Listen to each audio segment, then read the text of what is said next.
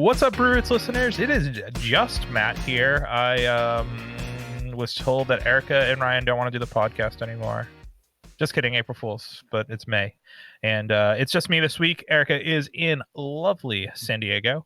And I know most of my San Diego facts just through the movie Anchorman, so I probably won't repeat any of those. But I know there's a lot of good beer out there, and she seems to be having a lot of fun. And Sound Guy Ryan is being Fishman Ryan this week with the family business. So you just get me. As we discussed last week, we are going to bi-weekly episodes. So that means we're going to be releasing episodes every 2 weeks. And that way we can focus on giving those breweries the attention that they need. And we can promote those episodes a little bit better. And it also gives us an opportunity to blast more content out on our YouTube page, on our TikTok, on our Instagram. And yeah, I guess we're going to be trying to do Twitter. But we have an awesome guest this week. We have Alexander. How are you today? Doing good. How are you doing? Good. Where are you right now? Like right now? Like what state are you in? Yeah, what state are you in? West Virginia.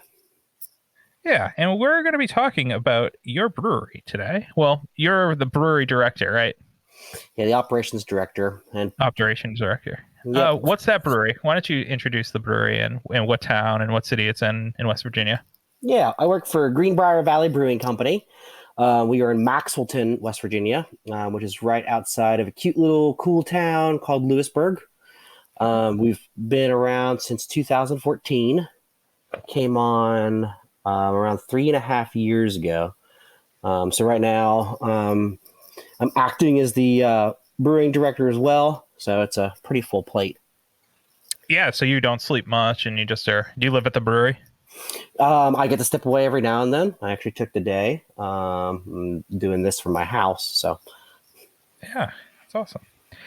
So our listeners aren't as familiar with the West Virginia beer scene. So can you give us the too long didn't read version of what the West Virginia beer scene is like? Okay, yeah. So I would like to clarify, because I run into this quite a bit.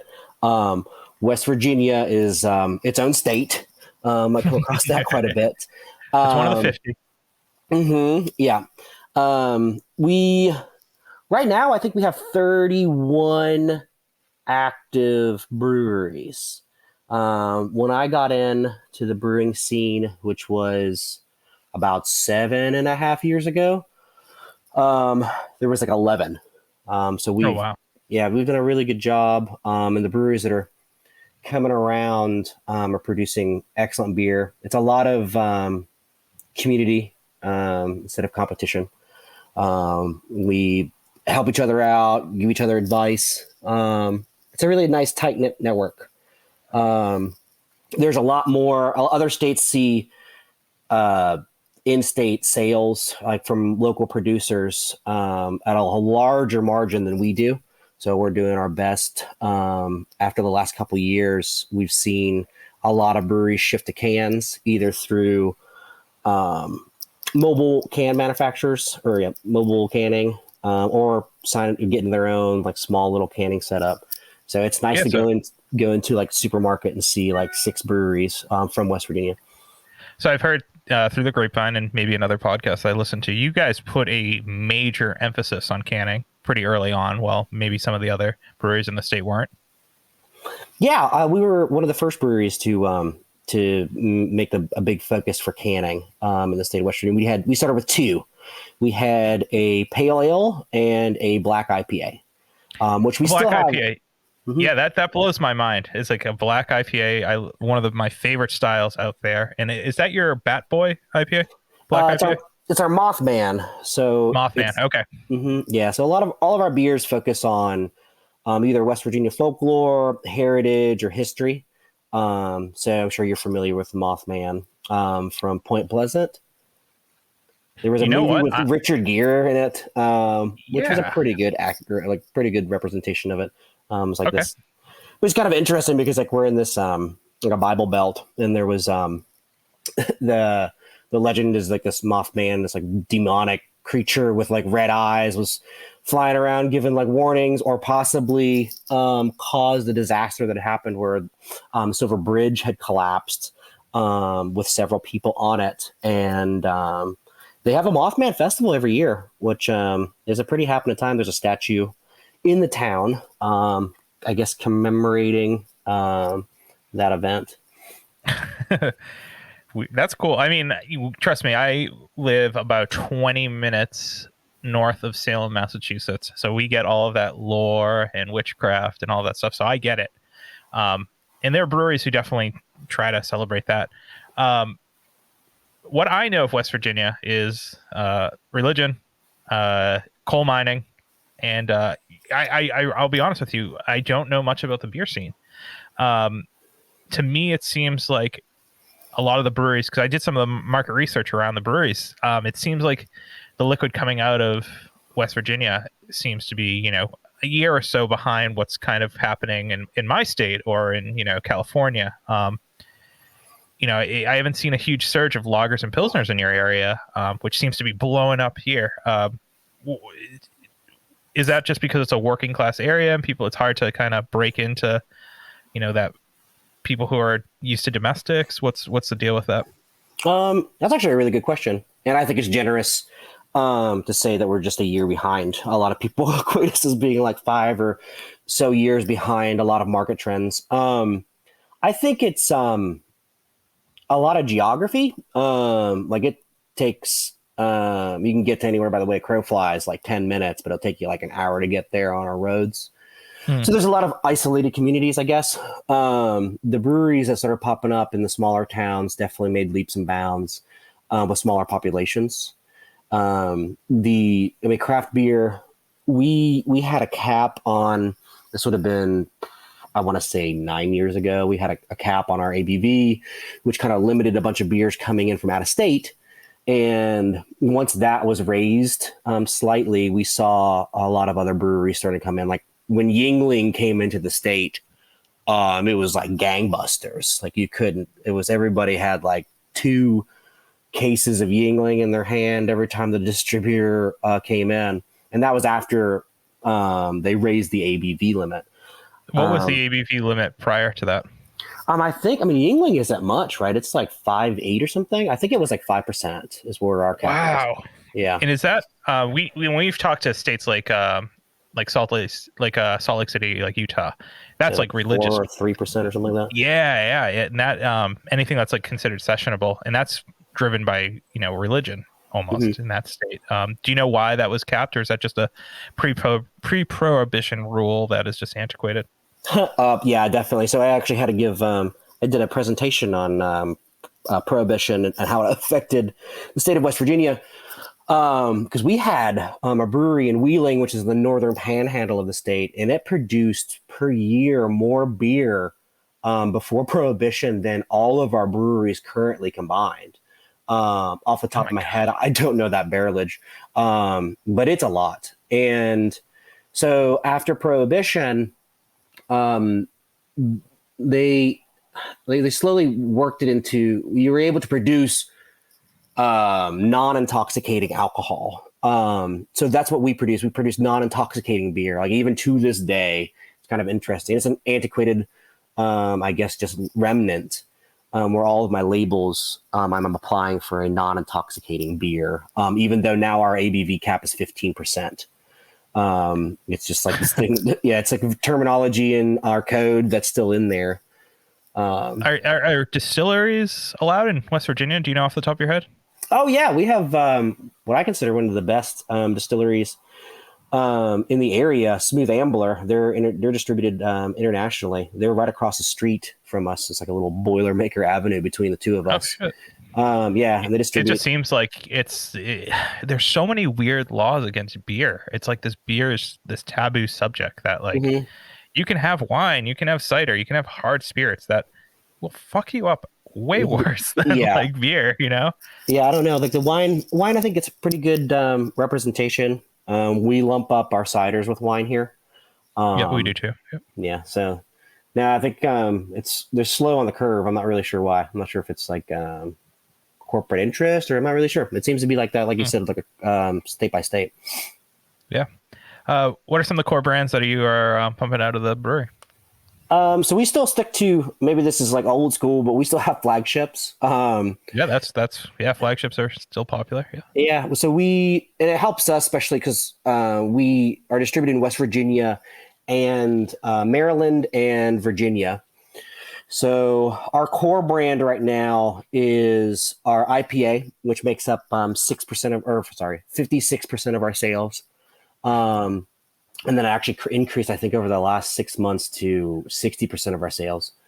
When you say IPA, hazy IPA, New England style IPA, West Coast, just a straight kind of drinkable IPA. It's a pretty fruity IPA. I mean, it's got Simcoe, Citra, Amarillo, Mosaic. So maybe you could call it a little bit of like a West Coast style. It's not super bitter, but I wouldn't call it like a New England. That's named after some history in West Virginia. So it's our Devil Ants IPA, based off of the Hatfield McCoy feud. I'm not sure if you're familiar with that. So one of the things that I actually read was that beer is a lot of people's first beer when they turn 21 in the state of West Virginia. It seems like I was on the subreddit for West Virginia beer, and that beer came up quite a bit. Yeah, no, it's interesting because it's 6.9%, so that's a good one to start with. But it's like, it's bitter but smooth. It definitely is. It definitely piques people's interest. Our art is a very big thing, which was established early on. Your art is beautiful, and I want you to tell the story but I want to know who's designing your can art because that's awesome. But so finish the story up. Yeah. Oh, okay. Yeah. Back. So, we've got Devil Ants IPA, which is based off of the Hatfield McCoy feud. On the other side of that feud, we have Old Rannell, which is based off of Randolph McCoy, which is a Pilsner. So you have like a hoppy, and then the other side, which would be a Pilsner. We also have our Black IPA, which is a Mothman. We have a Wild Trail Pale Ale, which brands a Sasquatch on our can, riding a mountain bike in a river.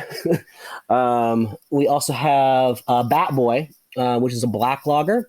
We partnered with the Weekly World News and are licensed to distribute the BatBoy, which was the sensation in print way back in the day. I think they're trying to bring it back. There's a musical too now. Yeah, which is crazy. My dad, when I was younger, he told me if I misbehaved in the market, I would turn into BatBoy. So like I would not misbehave. So that's my own lore with that beer. So I could see a resemblance. Thank you. Yeah, pretty similar. I'm a distant relative, actually. Yeah, so that means you would have been from around here because that legend was actually, or when they wrote that article, they kind of placed it in like a cave that was down the road from our brewery. It was before our brewery was around, but and then am I missing any? We also have one based off of the Greenbrier ghost. So it's a story of a ghost that essentially solved her own murder, appeared in a dream to her mother.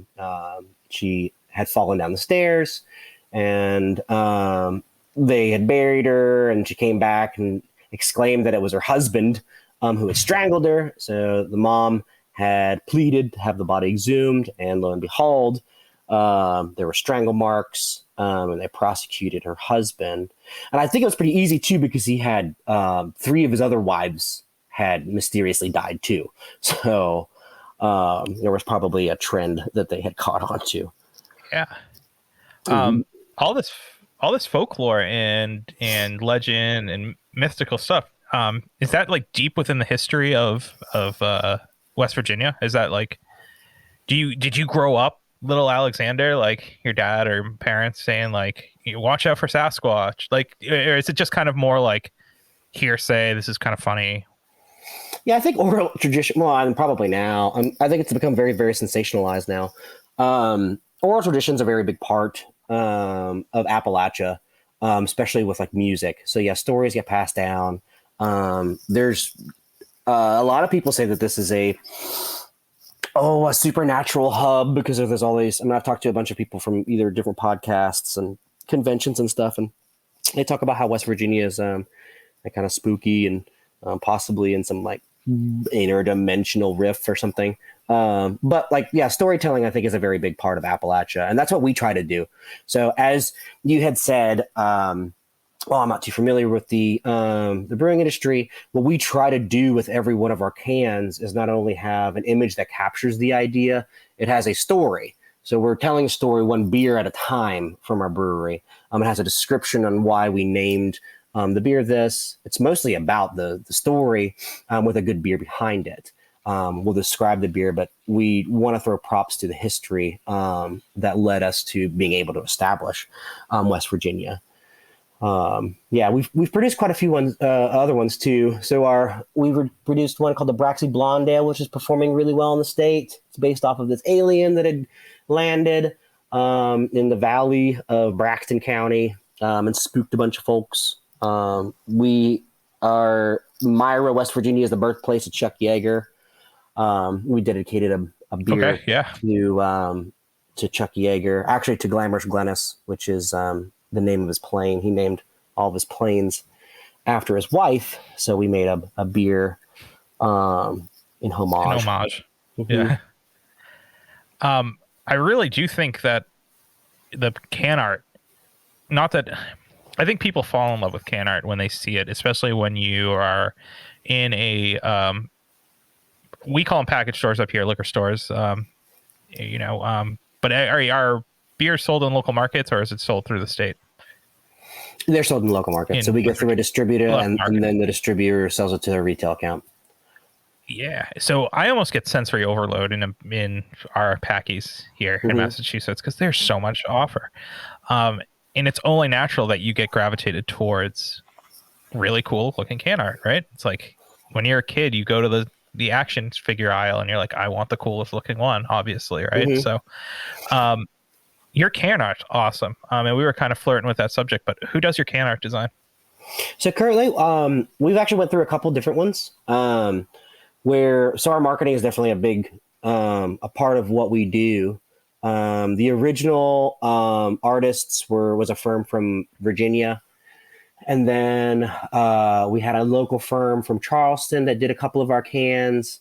We had a local artist do a couple cans. Our current artist name is Jonathan Dodd. He just did art for the Glamorous Glennis Kolsch that we put out and the Braxy. We have, if you've seen them, then they stand really well by themselves, but because of consistent branding, we have a bunch of highlights and features that we need to hit on a can, or otherwise it's not going to look like a Greenbrier Valley can.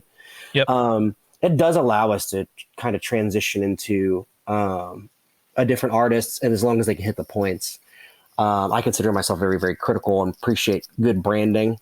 So we have a pretty good process allowing us to keep it so as if it looks like the same artist, really. Like it needs to speak Greenbrier Valley Brewing Company. And then when they stand next to each other, you see that consistency and like it pops on a shelf really, really well.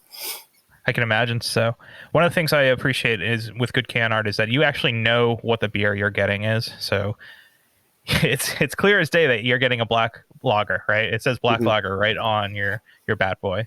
And then there's what the I'm going to mess up the name. The one with the claw, that's your Imperial. Yeah, the Great Claw. Yeah. Great Claw, yeah.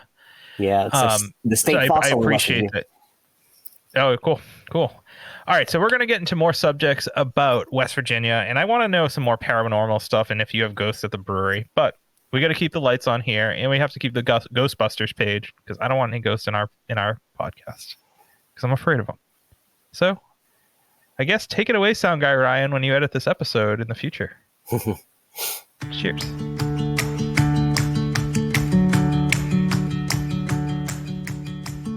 Did you know that your favorite Massachusetts breweries use hops from a local family-owned hop farm right here in Massachusetts? Our friends over at 4 Star Farms are there for you whether you're a commercial brewery or a small batch home brewer. Make sure to head over to their website today and get your hands on some of the best and freshest hops available locally. Cheers.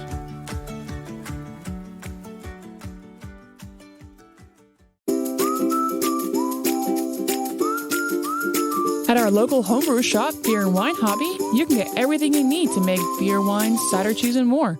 Not sure where to start? They have knowledgeable staff there to help. Beer and Wine Hobby is family-owned and located in Danvers, Massachusetts. Visit their website, beer-wine.com, and use our promo code BREWROOTS for 10% off your online order today.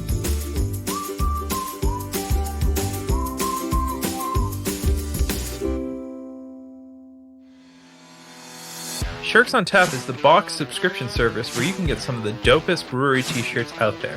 I'm talking breweries from Dallas, San Diego, and even our home area of New England. And you might ask, how do I get my hands on some? To get your first box for $5, click the link below in our description, or head on over to our website, breweroots.com. Remember, drink better beer, wear better shirts. All right, and we are back. So, Alexander, I talked about the ghost thing on the previous thing. Is your brewery haunted, or does it have any like weird lore to it? Actually, I have no idea. The building is on top of a cave system, which I'm sure is connected to the cave system at which BatBoy was founded.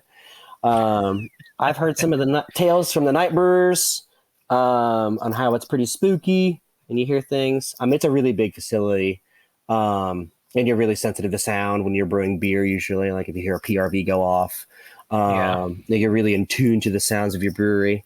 We just got cameras installed, and there were trailers. I'm pretty sure it was dust. So maybe we could have footage of a mop handle moving on its own. So maybe just very janitorial ghosts. If I become a ghost, I don't want to be the cleaning ghost. I don't think in the future, and but maybe, who knows? Are you guys still doing the Exploiter series at the brewery? Yeah. So our motto is to get out, explore, bring beer. So being in West Virginia, one of the things that we all love is the outdoors. The scenery is gorgeous. It's a very interesting geography here. There's like these rolling hills, some mountains. We've got a couple of ski resorts and water sports, which are a really, really big attraction tourism wise. We also have some ATV trails and tons and tons of hiking trails and biking trails. So the Explorer series was an opportunity. So in our brewery, I kind of see our brewery as like 3 breweries. So bear with me here. So we have the production facility, which produces nothing but Devil Ants. And we produce that to supply the demand. And then we have some smaller tanks. So our 90 tanks are usually dedicated. Our 90 barrel tanks are dedicated to Devil Ants. And then we have a couple 60s and a couple 20 barrel tanks. And those produce the other flagships. So that kind of keeps us, like relevant with variety. But we also have a 3.5 barrel system in our facility that allows us to play. So even if you were like the keg washer or a bartender, you have the opportunity to learn how to brew beer very manually, because our system is an automated system pretty much. You still have to be present, but it runs you through the cycles to be as productive as possible. But we all learned on homebrew or a smaller system that's very manual, and we have that in the facility. So it allows us to explore new styles. It allows us to test, play around with stuff, and then apply them to go from the smaller system to then a larger system. We've seen a couple. Our Braxy that I was speaking of, that actually started as a test batch. So with that series, we wanted to highlight the trails in West Virginia, either in a state park, a nice mountain bike trail, a trail from a cool isolated campsite. So we like pinged all the staff and said like, what's your favorite trail? And that's how it started. And then I made it a mission to go around the state and for just peace of mind to be able to get around and just hike. And after we partnered with the state park system and brewed a beer called 35 Parks. Because there's 35 state parks in West Virginia. So I was exploring a lot of them. And we were pulling those trail names and applying to the beer. Sometimes they fit like, we did a session IPA. So Red Creek Trail worked really well. But mostly it's just like the staff recommendations. If anybody's like, hey, I went to this trail, I'll put it on a list. And then as we brew beers, so it focuses on the outdoor recreation in West Virginia. Sorry about that. I was just looking at one of the questions that I had, and you kind of answered it within that that realm. Because it's always interesting. 35 doesn't seem like that many, but then when you try to go and do all 35, it's quite a big undercoming. Like to go and actually hike all those trails. So, I want to get to know you a little bit better, though, Alexander. So, like, what's your history in the brewing industry, and was that kind of the original plan for you to enter the brewing industry, or what did you go to school for? I went to school for music composition and dropped out. It was a big time. Joined a rock and roll band and toured around a little bit. What's your instrument? I played like piano, bass, guitar. I tried to. And I still pick and grin every now and then. We after that didn't work out. I worked at a Burrito Shack in Huntington, West Virginia, which is along the Ohio, and I had an awesome opportunity where I became the front of the house manager, the bar manager, and we had 14 taps, and we didn't have very many breweries, like I had said. There was like 8. But I started talking to some of them, and I would invite them down for something called Meet the Brewer. I was trying to bring traffic to Wednesdays and increase sales. And so I'd bring a brewer down and give them a microphone. They'd bring some beers down. We'd do a tap takeover or whatever. And I was able to slowly move away from all these domestics. Like we had Sam Adams, we had Blue Moon, had Yingling, and then even like out of state, the craft beer, and put on more local beer. Like kind of before it became like a big boom in West Virginia, and you were able to like learn about this person's brewery. And so I got to meet these guys, and they were pretty fun. And then after I had left the Burrito Shack, I was offered a job. Actually, I didn't know what I was doing. And then somebody asked me if I liked Elkins, West Virginia. He was the salesman over at Big Timber Brewing Company. And he asked me if I liked Elkins, and I said I could. And chopped off my head and left Huntington after living there for about 20 years and moved up to the mountains. And learned how I was the second back of the house or brewing employee. It was just me and this other guy, and we brewed a lot of beer. I did that with them. There was a smaller brewery in that same town, which is I don't know the population off the top of my head, but it was a small little mountain town. Another brewery opened. So I worked for a production facility there, and a small brewery, I think, that had like a 1-barrel system opened, which is a brewery / hostel called the Brewstel. Cool. / brewing supply store / restaurant / bar. And yeah, so I got to brew and like work on recipes and stuff there. So I would work at Big Timber during the day, and then at night go and work at the Brewstel, either finish up batches or clean tanks and stuff. And work on weekends. I really immersed myself into the industry, trying to learn as much as I could. And then was offered. Elkins wasn't necessarily my speed. And the people there were wonderful, but I needed like a little bit more, just a little bit more, I guess, out of the town that I lived in. And then was offered a job at Greenbrier Valley Brewing Company. Started as the assistant production director, and worked my way up to operations director. So you've kind of seen all of the different sides of brewing, from a 1-barrel system to a production house. You didn't have any beer education other than learning by doing. If you could go back in the Wayback Machine, would you wish that you had gotten some brewing education first and then gotten to the industry? Or are you happy with the way that you did it? I mean, I appreciated it.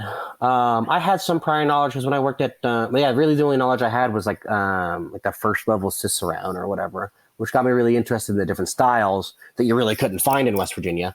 And I don't know, I wouldn't redo any of it. The people that I'd met, like when I worked in Elkins, they were very adamant about brewing certain beers to show that you could brew them, because you can't hide behind them. Like you can take like your pilsners or lagers or like you could. I mean, because I worked at a restaurant where we had like pineapple jalapeno margaritas. So I was like, yeah, let's put pineapples in a pale ale. And they were like, no, like you should really focus on brewing beer the right way and showing that you can go through the processes and then add to it, because you want to make beer first. Not that I discredit people that have, I mean, there's some really funky, crazy flavors and I love innovation, but I've always kind of stuck to that, and now slowly have been branching into like putting adjuncts but still, I don't know. I've always kind of held on that, we make beer, not like mojito gozes or something.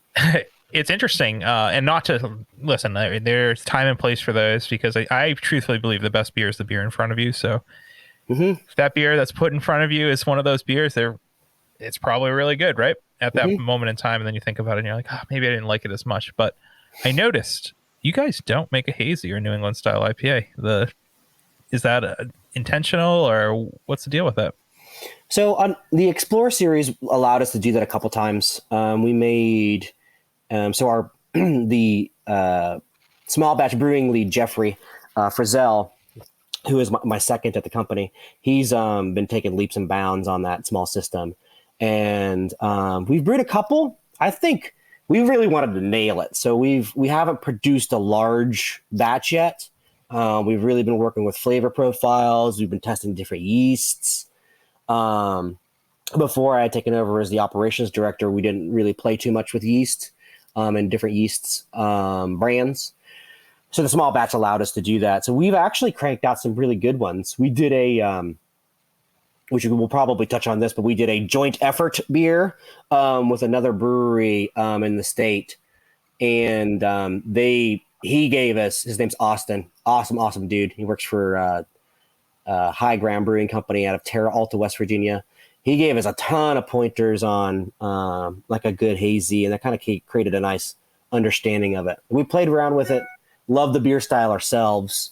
The flagship, we always stayed true to the flagships and didn't really start playing until about a year and a half ago, really. Like there was probably a good reason. I mean, you had to keep the lights on during this thing called the pandemic that occurred. Yeah. So kind of coming out on the other side of that.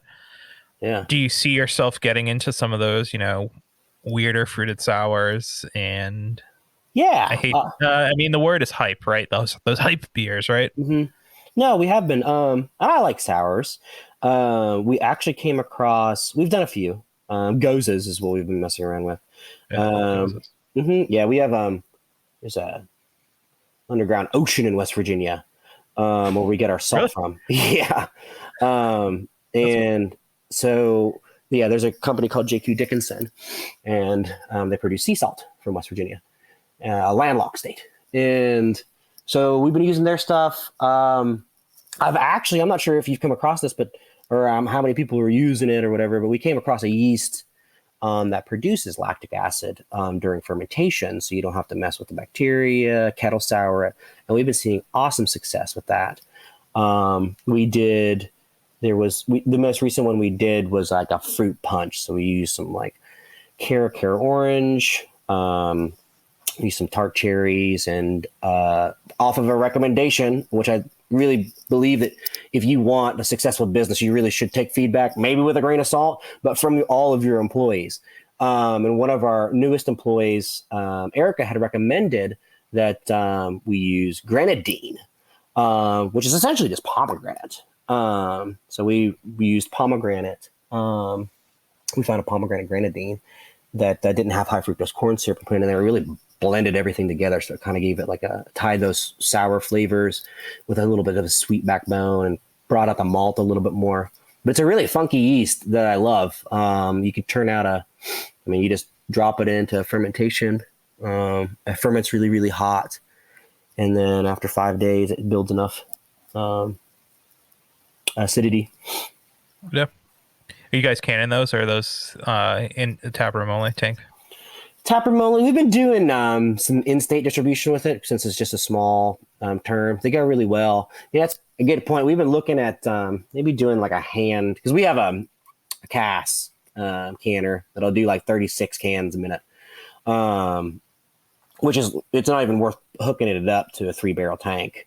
So we talked about getting like a little hand labeler and possibly a smaller canning line too, where we can try to highlight some of these.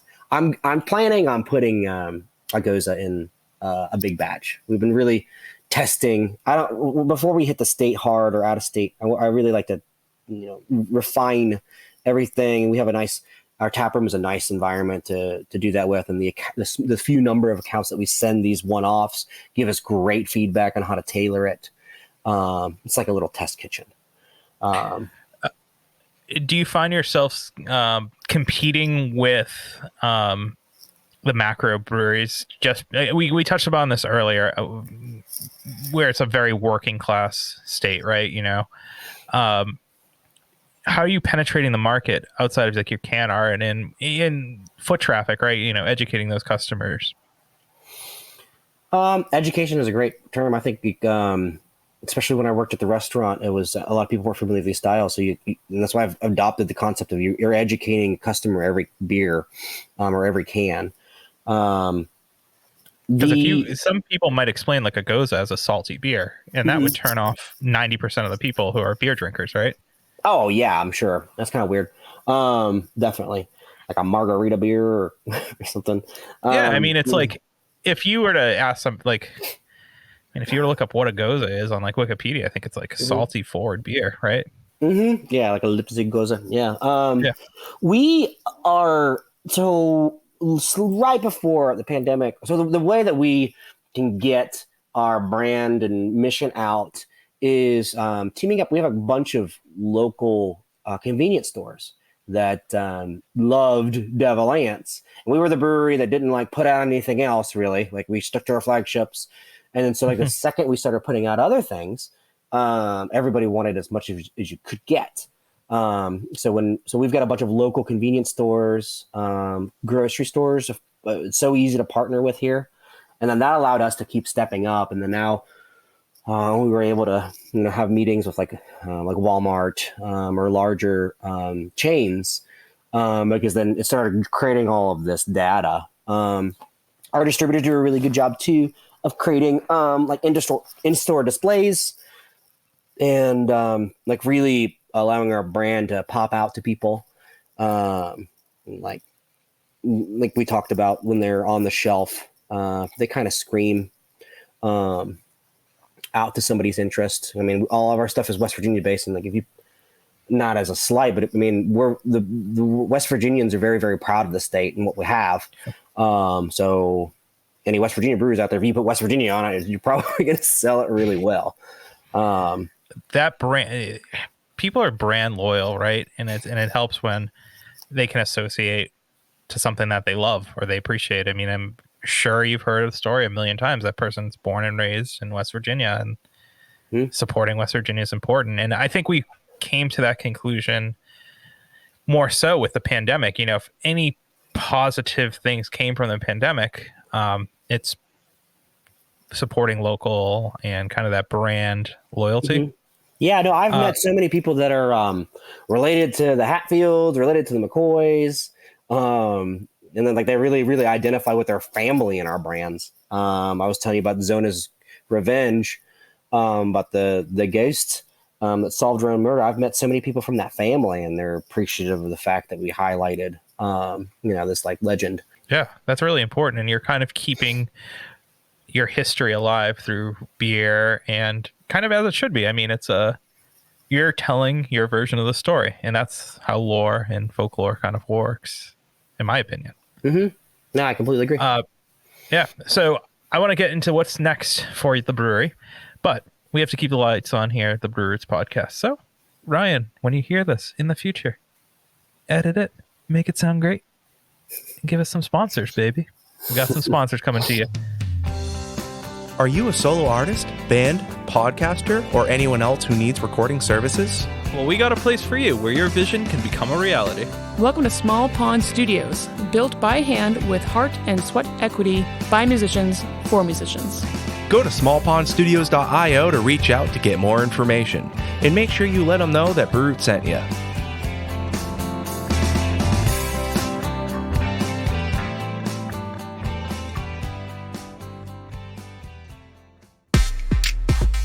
Hey, Sound Guy Ryan here. Didn't know if you heard, but we're a part of the Hopped Up Network.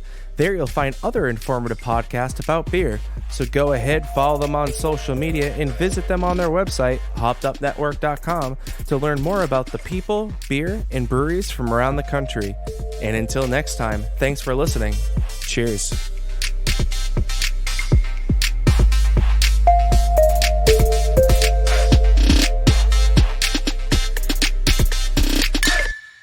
All right, so we're back.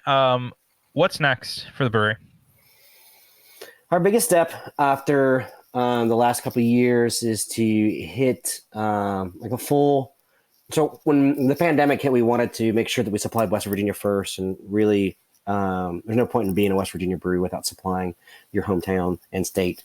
So we are now looking back at expanding our distribution into Maryland and for the whole state of Virginia. Cool. I'd like to see. Come to Massachusetts. Yeah, no, that'd be great. We get a lot of tourism in our area because of the Greenbrier and just our surrounding area. We're on the way to a major ski resort. And we're getting people from North Carolina, South Carolina, Tennessee.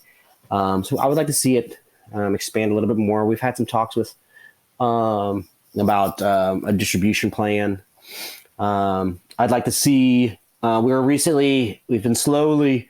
We used to have this awesome music series, which was called Get Out, Explore, Bring Music and Beer, and it was free shows at the brewery. We would do beer releases. I'd like to see that come back and really focus on West Virginia talent and talent coming through the area. We've just recently expanded our hours. We were just 3 days a week. Which was Thursday, Friday, Saturday. Now we are Wednesday, Thursday, Friday, Saturday, Sunday.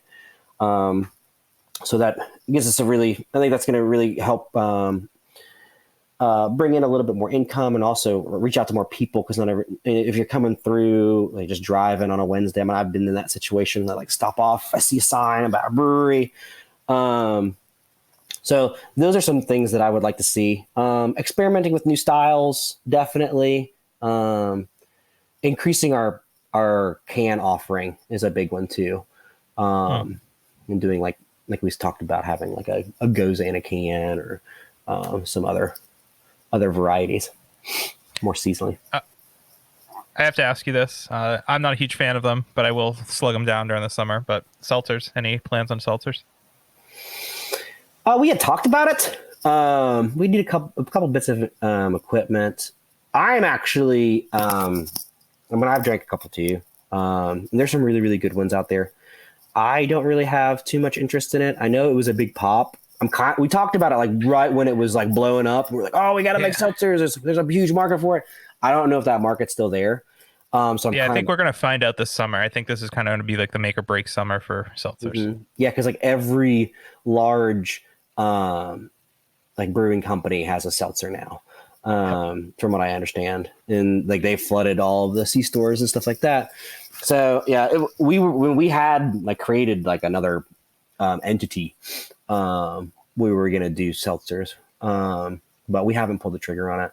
I've heard some horror stories about doing them with no success. We have to, yeah. So I don't know.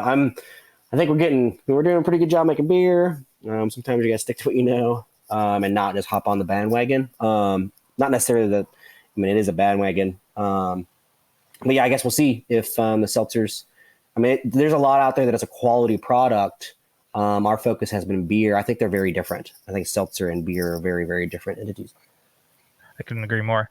One of the things you said, not fall on the bandwagon. This is something that I wish people would do a lot more. Is you're centrifuging your beer? Is that correct? Mm-hmm. Yeah, absolutely. Yeah, it helps us. It gives us a better shelf life, stability. We don't. It is a better product. I feel like. Now I like a hazy beer. So our small batch allows us to not run through the centrifuge. But yeah, if it goes in a can, it's spun. And you're finding great results with that. I feel like every brewery that I've had with their centrifuge beer, it's not that it's a big jump, but it makes a difference when you are producing cans into the wild and you want to make sure that can, because once it leaves the brewery, I know distributors, they do as best of a job as they can to make sure, but ultimately it's those retail locations that you put in to make sure that it's in proper cooling or have you seen it make a huge difference? Oh yeah, absolutely. I mean, I found it interesting because some people that aren't centrifuging their beer, we got like cold spots, in cold space, and then it'll stand up really well in warm space because it's been fuged. But it's a really interesting tactic to be like, oh, it has to be kept cold because we don't centrifuge. So it gets you this like prime real estate, like cold spots in convenience stores.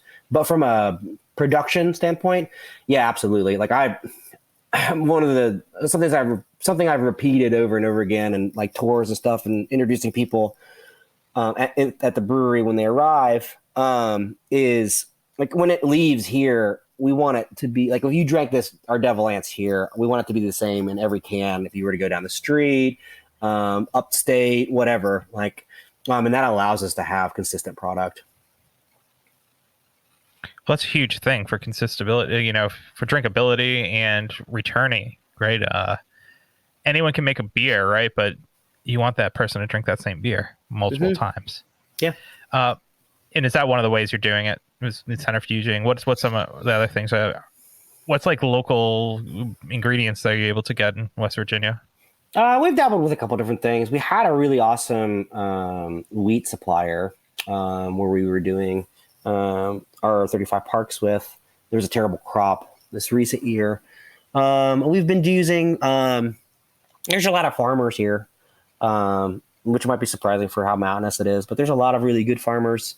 We've used blueberries and raspberries. We've been actually talking about doing a lot more, especially with adjuncts and fruit. And we're coming around that time too with a new harvest. All right. So I want to ask you a couple questions. What's your desert island beer? Oh, if I had one beer, yeah. Okay. I don't know if I've ever thought about this. Like a brand or a style of beer. Ooh. You tell me. I mean, it's your desert island. Yeah. I mean, I guess maybe a 90 barrel bright tank of a nice crispy Pilsner or something. Oh, okay. Would that work? Yeah. Yeah. Is there electricity on the desert island? There is. Yeah, there is. Okay. It's actually an endless stream of desert island beer. What's the most important ingredient in beer to you? I'd say the water. It makes up all of, or like 98% or some of what we do. We've done a lot in the state of West Virginia with Water Conservancy from our brewery, and then also with other breweries. I mean, they're, for lack of a better phrase, they've messed up the water here quite a bit over the years, especially with all the mining and stuff. And we have made leaps and bounds as a state at, like working and rebuilding that. But yeah, water is the most important ingredient, I think, probably to life, I would say. Pretty safe to say. If there's one beer style that you could eviscerate from this world, what would it be?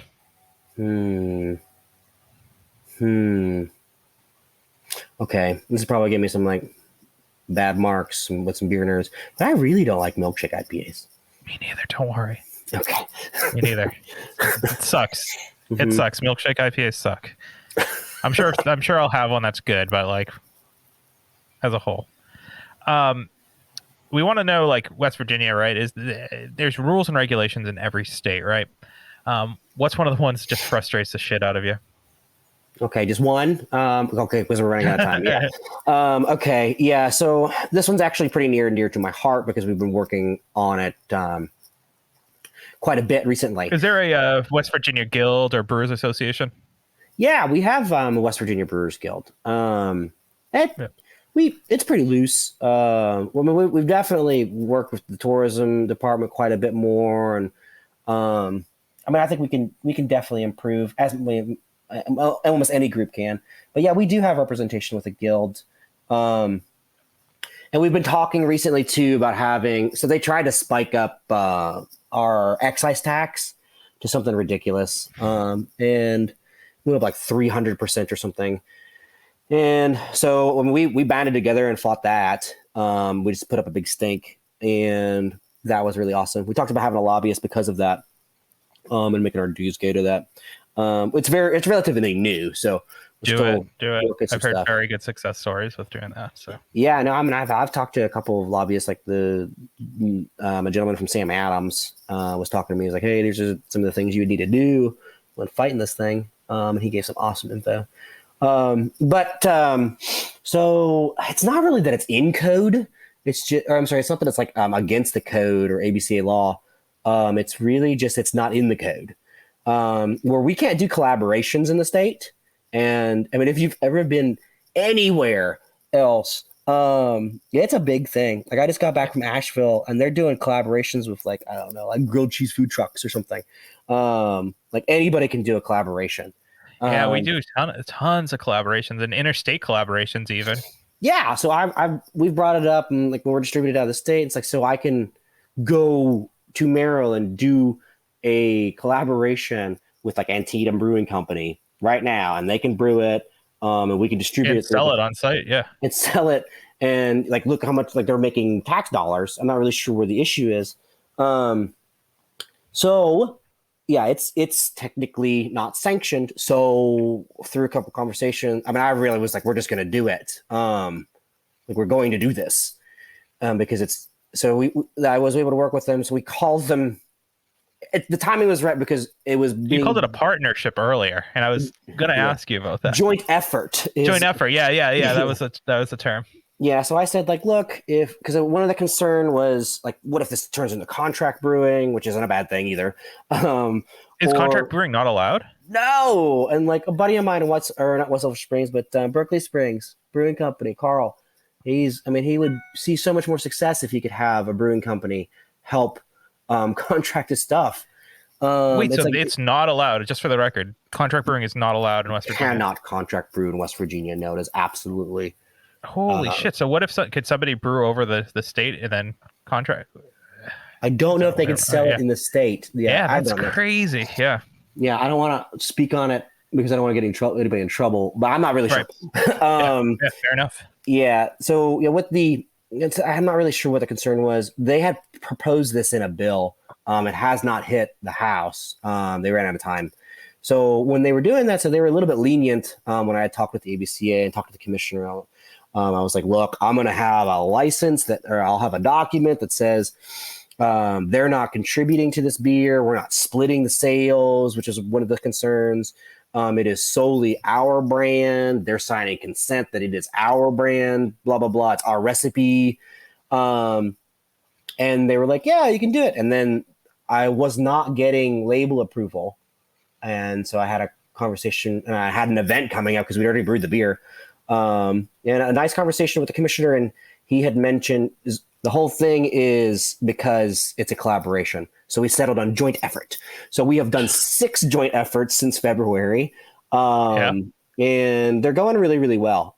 It has taught our small batch lead leaps and bounds. We're teaching each other. We're learning. It's the whole point of it. I'm learning things.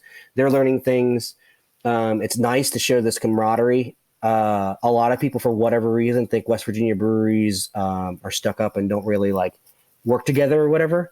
And it displaces that. It's like, no, like we call each other all the time. And it's like, hey man, like I need a bag of grain, or like, how do you move beer?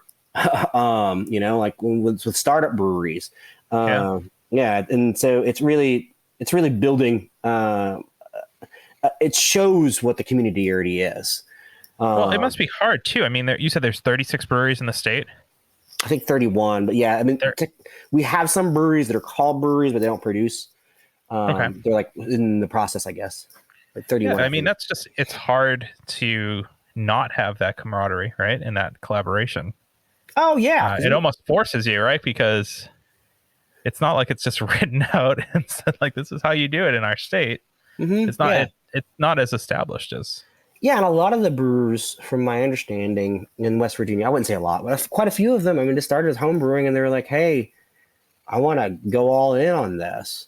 And started doing it, and you got to learn from the industry. So this is kind of the portion of the podcast where we kind of wrap things up. We want our listeners to go to your brewery. So where are you physically located? And then we want our listeners to enjoy the area that you're in. So we kind of ask, what's the best dive bar? Best place to get a burger? And in your opinion, what's there to do for fun? Okay, in the area that I'm in, is that what you mean? Yeah, okay. Absolutely. So the easiest way to know about where we are, I'm not sure if you've seen this, but West Virginia, yeah. So the way you're seeing it here, you've got the Eastern Panhandle. So if you were to flip yourself off with your left hand, I'm doing it. Okay, there we go. And the crook at the end of your thumb, at the where the digit meets the palm, that's about ish where our brewery is. We're located off of 64 from 81. It's beautiful valleys here. We are in Maxwellton, West Virginia. It's a very pastoral scene. There's a cool town called Lewisburg. They actually won. There was it's the coolest little small town or something. Really, really rad town.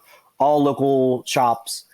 If the best dive bar, I would say we got a bar here called the Tractor Bar, cool. Which is a nice place. They have some pretty good beers. What was the other parameters you want? Best place to get a burger. Oh, best place to get the burger. I would say my personal favorite is Blackwell's, which is right in town in Lewisburg. I have to keep referencing to Lewisburg because we're in an industrial complex, and Lewisburg is like 5-10 minutes away from us. Okay. So Lewisburg, Blackwell's, they locally source their beef from this awesome farm called Swift Level, and it's a really good burger. You can get it with an egg on it if you want. I love it. And is there a food that like West Virginia is known for? Yeah, I'd say there's a few. There is the pepperoni roll, which is it's an old miner thing, and held up really well. So it's just a bread roll that you'd bake pepperoni in. Sometimes if you're feeling fancy, I guess you could put cheese, but I don't think they normally have cheese. You do not put sauce because then it's a pizza roll. But it would hold up really well when you went underground. Let's see. Another West Virginia staple, I'd say probably be, I don't know. Everybody refers to the West Virginia dog as the dog with chili and slaw. Is that a thing up there? What do you guys put on your hot dogs in Massachusetts? I don't know. I've heard like the Boston baked bean one, but I don't know if we have a hot dog per se. It's not like we have like a Chicago dog or anything like that, but I've had at a couple places the Boston baked bean dog, which is just Franken beans, on a roll. Yeah, I'd say those are probably the two staples, and ramps, which is a pretty big thing if you live in an area with ramps.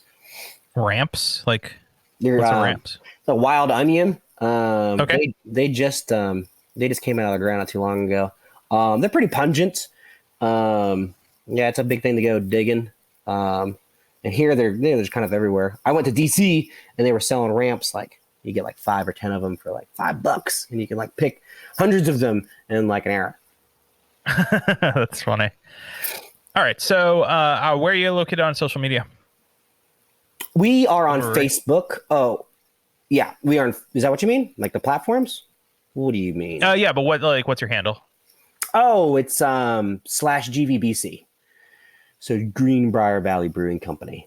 And that's same and at GCVB on BC on GVBC on our Instagram. Okay, so this was set up way before I was there. It is not consistent. It's Greenbrier Brewing Co. On Instagram, and then we have a Twitter. We've not really seen. We put most of our focus in Facebook and Instagram. So there's some really awesome pictures of our beer. You can go to our website, which is www.gbc, so George Victor Bravo Charlie .beer. And you can see some of the stuff that we've been doing. It has a bunch of our labels and stuff on there. So you can see this can art that you've appreciated so much, which I appreciate you appreciating it. No, it's easy to appreciate good can art. So Alexander, thank you for doing this tonight. We want our listeners to go to Greenbrier Valley Brewing Company. So make sure you do. Stop in there, drink some of the beer, get some ramps. Can you get ramps at the brewery, or is it BYOF? Well, actually, we've been messing around with a food truck. Yeah, I mean, I guess you could. The ramps, I don't think they're really, really pungent. Okay. And they're a rarity. They're a rarity. Well, get one of those West Virginia dogs and go over to Greenbrier Valley Brewing Company and enjoy some of the beer. I'm excited that you guys have a Kolsch coming out. I advocate strongly for Summer of Kolsch every year. It's one of my favorite styles. So love what you're doing. I love the branding. And I wish, Alex, you and the brewery all the success in the world. Thanks, man. Thanks for coming on today. I appreciate it. Yeah. Thank you. Well, we want to thank our listeners for getting us to over 200 episodes. We recently just released 208 episodes, which is incredible. And I haven't done a solo one in a long time, so I hope to never do a solo one again, because I like my co-host bouncing ideas off me, because you'll notice that I was just like, a couple times. But we have a couple of episodes coming out in the next couple of weeks, so look out on our Twitter, our Instagram, our TikTok, and Facebook for our episode announcements. And we hope you enjoyed this episode. And more importantly, drink great beer. Cheers.